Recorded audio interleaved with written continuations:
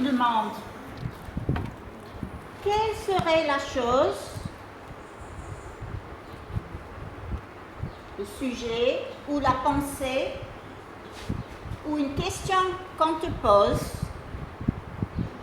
qui pourrait te gâcher le plus ton dimanche ou ton week-end? Qu'est-ce qui pourrait bien gâcher vraiment? Pourquoi tu as soulevé ce sujet-là? Qui a une idée? Qu'est-ce qui vient à l'esprit tout de suite quand je vous dis ça? Nettoyer la cour. Des travaux à faire à la maison, nettoyer la cour. Faire le ménage. Faire le ménage. Le ménage, ça gâche le week-end? Déménager. Ah, déménagement. Ah oui, ça c'est encore plus. Est-ce qu'il y a autre chose? Ah, voilà. Farid, un homme honnête. Le fait de savoir que je dois aller travailler lundi matin. Oh, ça me gâche le week-end. Est-ce qu'il y en a qui sont honnêtes, qui disent ah oui, non, ne me parlez pas du boulot le week-end, pendant le week-end, ça me gâche la vie, ça. Je peux vous dire qu'il y a beaucoup de gens pour qui ce sujet-là, je ne vais pas en parler, ça se passe pas bien du tout. Et pourtant,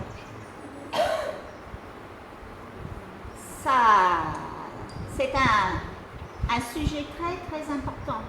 En plus, vous passez un tiers de votre vie au travail. Ça c'est minimum. Un tiers. Si vous dormez un tiers, ça reste pas beaucoup. Hein? Donc ça vous laisse 8 heures par jour. Et pourtant, on ne les voit pas passer, ou vous pouvez faire autre chose que travailler. Mais c'est vrai que là, le temps que vous passez au travail, c'est une partie importante qui vous occupe, que ce soit au travail, parce que tout le monde travaille. Je ne parle pas seulement de ceux qui sont employés ou employeurs. Les enfants travaillent à l'école, n'est-ce pas? Oui. Pardon? Oui. Ah oui. Oui.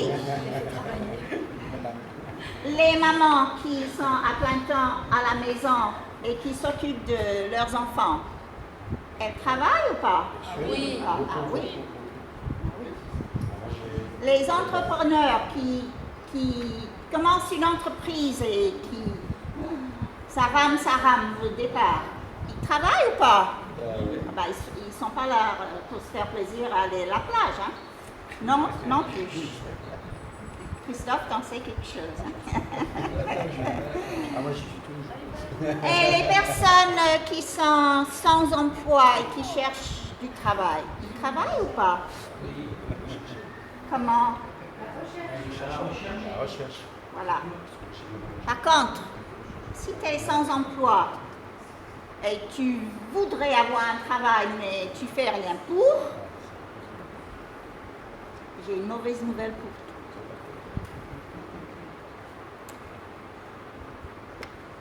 Souvent, j'ai l'impression quand je parle aux gens, ou j'entends les gens discuter entre eux, c'est comme si ils vivent dans deux mondes à part. Il y a mon monde chrétien de dimanche, où là je viens avec vous, je viens louer le Seigneur, après on passe du temps ensemble, qu'est-ce que c'est bien tout ça. Et il y a la semaine. Alors là, c'est un autre monde qui ne touche pas du tout au monde de dimanche. C'est le monde de ma vie professionnelle qui n'a rien à voir avec le fait que je suis chrétien, que j'aime Dieu, j'ai donné ma vie à Jésus. Oui, mais ça c'est pour dimanche, ou pour le jeudi soir, ou le mercredi soir. quand je suis avec les chrétiens. Par contre, à la maison ou au travail, je ne pense même pas à Dieu souvent. J'ai parlé avec des jeunes il n'y a pas longtemps et j'ai posé la question: quelles sont les choses que tu racontes à Dieu à l'école, au lycée, à l'université? Et la première personne était honnête. Elle m'a dit: mais je ne prie pas à l'école. L'école, c'est l'école. Je ne pense même pas à Dieu à l'école. Et j'ai l'impression que c'est un peu comme ça souvent. Nous allons regarder aujourd'hui quelque chose qui m'a posé problème personnellement dans ma vie pendant un bon moment. Et si je vous en parle ce matin, c'est parce que je suis passée par là et j'ai passé trop de temps dans ma vie à croire certaines choses et j'ai perdu beaucoup de temps.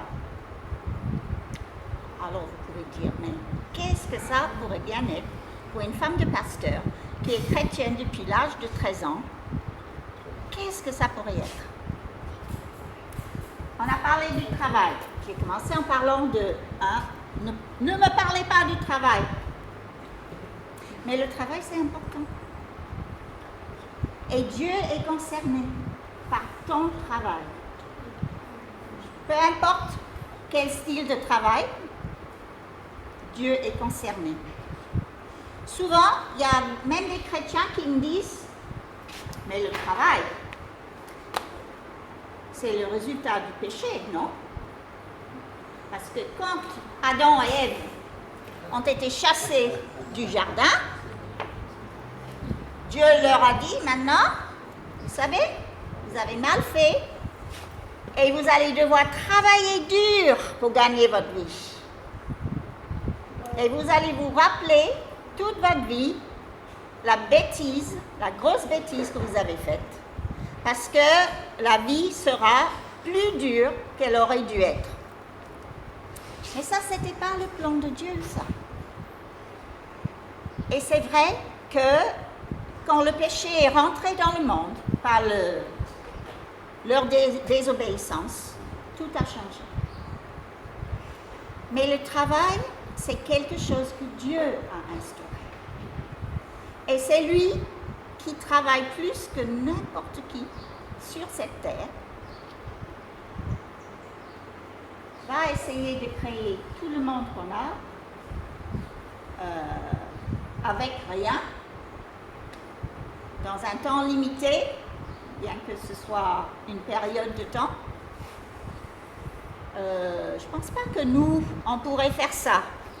Dieu, dans son âme, dans sa façon de faire, il est travailleur. Il a donné avant que Adam et Ève rentrent dans le péché, il a donné une promesse à Adam et Ève. Le verset dans Genèse 1, versets 27 à 28, il a donné des instructions. Il a dit: Dieu créa les êtres humains comme une image de lui-même. Donc nous sommes une image de Dieu lui-même. Il est créa homme et femme. Okay? C'est parti, on sait. Puis il est béni en leur disant: ayez des enfants. Voilà, les instructions de Dieu. Comment vous allez vous occuper de mon jardin, du monde que je vous ai donné. Ayez des enfants, devenez nombreux, donc multipliez dans certaines versions, peuplez toute la terre et dominez-la. Dominer la terre, c'est dans le sens de vous occuper de la terre et travailler la terre. soyez les maîtres des poissons dans la mer, des oiseaux dans le ciel et de tous les animaux qui se meuvent sur la terre. Donc, le travail d'Adam et Ève était justement de s'occuper de ce monde merveilleux qui leur a donné. Bon, ils ont tout gâché. Et par la suite, l'être humain n'a pas fait mieux qu'eux. Parce que quand on voit l'état de la Terre aujourd'hui, on ne s'est pas trop bien occupé, je dirais. Mais ce matin, je veux regarder avec vous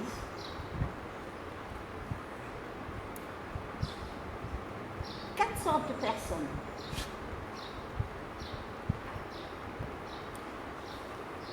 Est-ce que, dans notre façon de travailler, est-ce que nous reflétons le caractère de Dieu parce qu'on est créé à son image? Donc, il voudrait qu'on fasse comme lui, il fait. Il a donné cette mission et ils étaient bien partis, mais quand ça a mal tourné, après, c'était très, très difficile.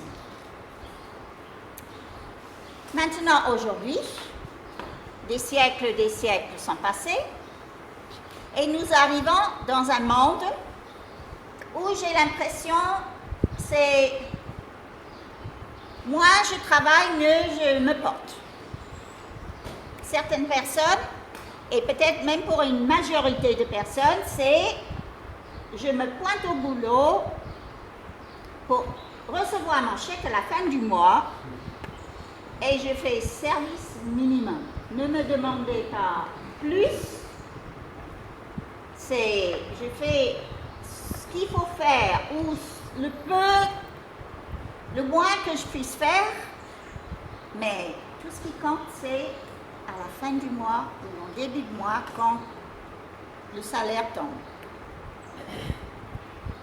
Ça, c'est une façon de travailler.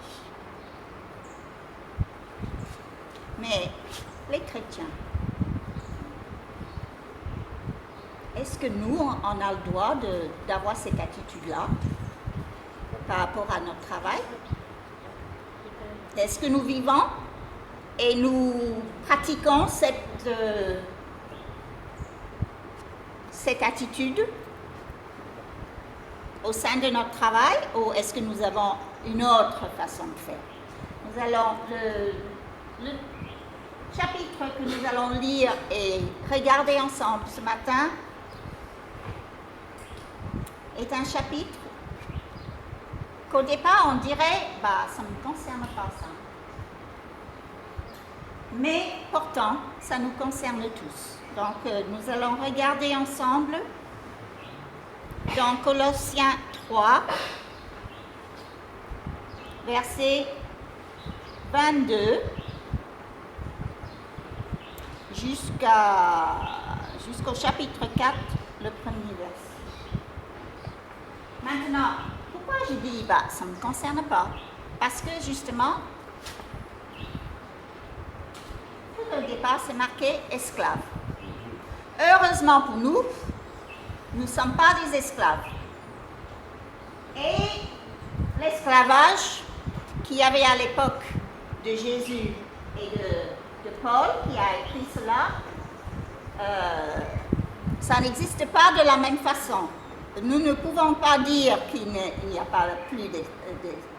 plus d'esclaves, parce que dans notre monde si avancé,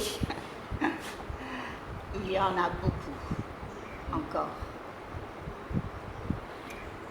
Mais j'ai pris ce passage et avant de le prendre, j'ai cherché quand même dans les commentaires pour être sûr que ce n'était pas juste une idée que je voulais changer et mettre à ma façon. Mais tous les commentaires, en fait, comme aujourd'hui nous n'avons pas d'esclaves, si cette parole va nous parler à nous, ça concerne quoi? Alors, esclave, si on remplace esclave avec, par exemple, employé, obéissez en tout à vos maîtres. Bon, nos employeurs ne sont pas nos maîtres, Mais on peut en remplacer employeur parce que il y a un lien au niveau du travail. Obéissez en tout à vos maîtres ici-bas. Ne le faites pas seulement quand ils vous surveillent. On dirait que Paul savait ce qu'il y avait dans le cœur de certaines personnes pour leur plaire, mais obéissez d'un cœur sincère à cause du respect que vous avez pour le Seigneur. Quel que soit votre travail, faites-le de tout votre cœur, comme pour le Seigneur et non pour les hommes. En fait, il dit, en fin de compte, en tant que chrétien, employeur, employé, quand vous travaillez, vous ne le faites pas pour les hommes, pour votre employeur en premier. Faites-le de tout votre cœur, comme pour le Seigneur, comme si c'était lui, ton maître. Ok, prochain.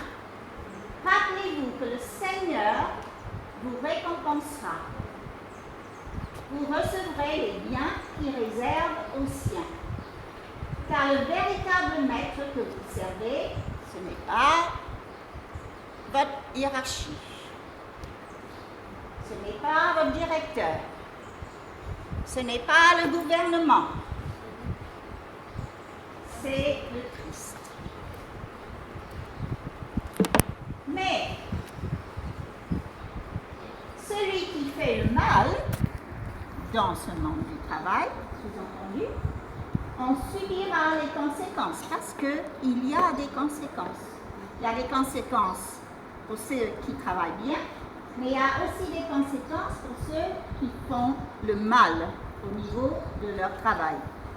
Car Dieu n'avantage personne. Ça veut dire qu'il n'a pas de préféré dans ce sens-là. Alors, maintenant, c'est là où les directeurs et les employeurs peuvent dire « Ouais, vas-y Paul, dis-leur comment il faut faire. » 4 verset 1. Maître, employeur, traitez vos employés d'une façon droite et juste. Rappelez-vous que vous avez, vous aussi, un maître dans le ciel. Donc, qu'on soit employé ou employeur, nous avons un maître dans le ciel.